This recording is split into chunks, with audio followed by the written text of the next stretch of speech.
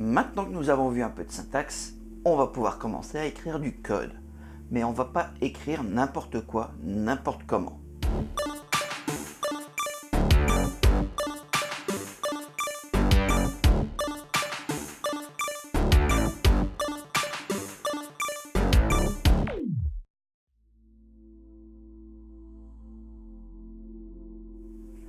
Pour rester motivé dans votre apprentissage, je vous conseille de trouver des projets qui vous seront utiles.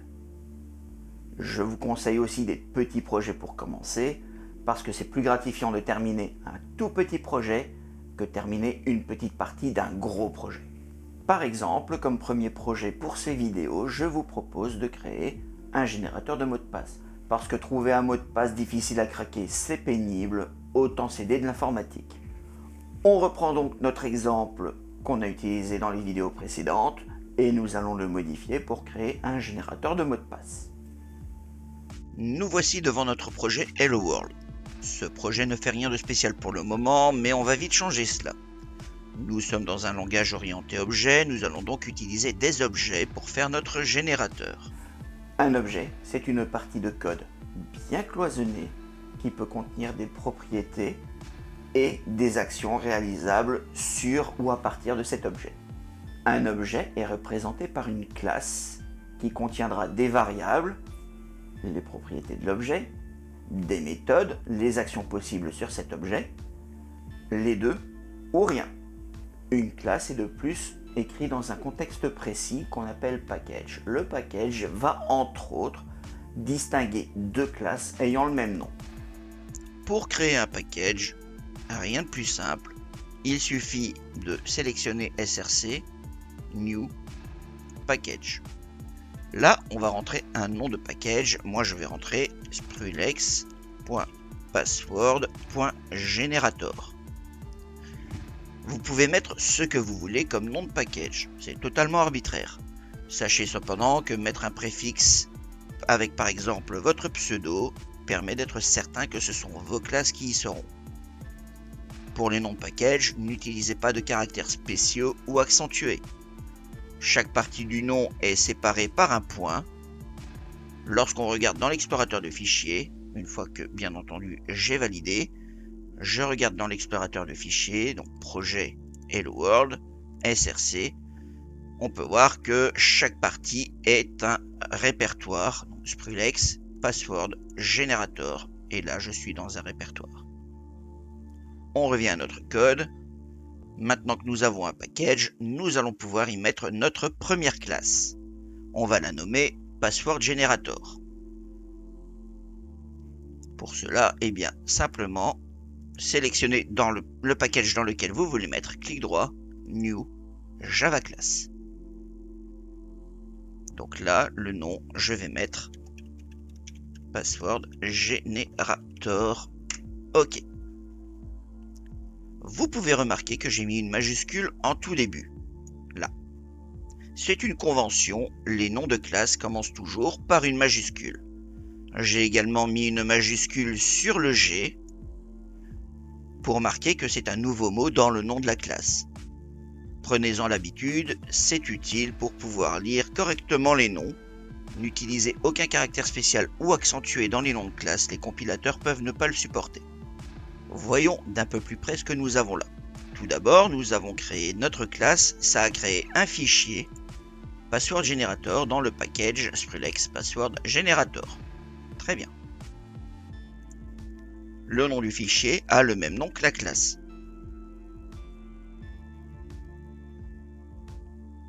Ensuite, nous avons ici tout en haut le nom du package, donc avec le mot-clé package, et puis le nom du package, ça c'est pour spécifier à la classe, tu es bien dans ce package-là.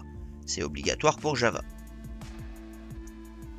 En dessous, nous avons le mot-clé public, ce qui veut dire que la classe est publique, donc accessible à d'autres classes. J'expliquerai ça plus tard, ne vous en faites pas. Nous avons ensuite le mot-clé classe, qui indique que c'est une classe, tout ce qu'il y a de plus banal. On verra par la suite qu'il y a d'autres types de classes qui auront donc un autre mot-clé. Et pour finir, le nom de la classe, et enfin les accolades ouvrantes et fermantes. Voici donc une classe vide. Comme je l'ai dit plus tôt, une classe vide peut avoir des propriétés et ou des actions possibles. Ces actions, on les appelle des méthodes. On va donc maintenant créer une méthode, celle qui va générer le mot de passe. On vient donc ici, entre les accolades, et on écrit public void generate, parenthèse ouverte, parenthèse fermée, et ensuite accolade ouverte, accolade fermée. Voilà. Ceci, c'est une méthode, tout ce qu'il y a de plus simple. Je l'ai appelé, parce que j'avais envie, c'est totalement arbitraire, un generate.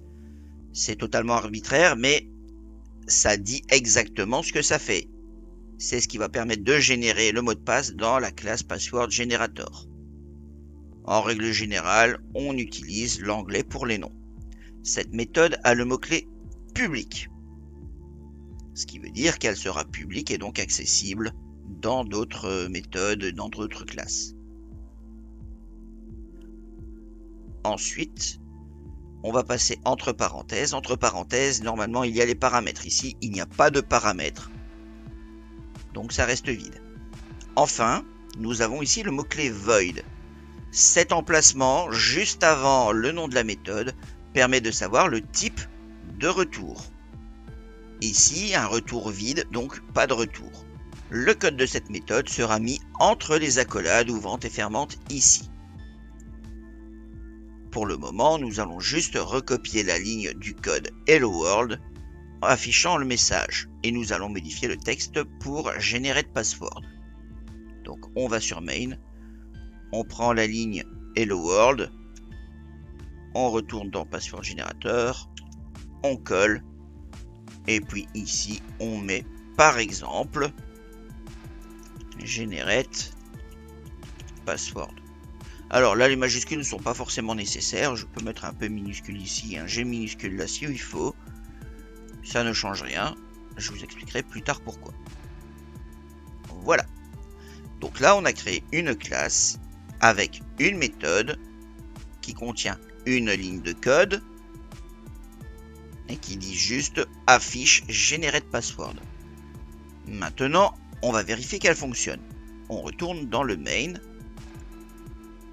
Et on va un peu modifier donc la méthode ici, main.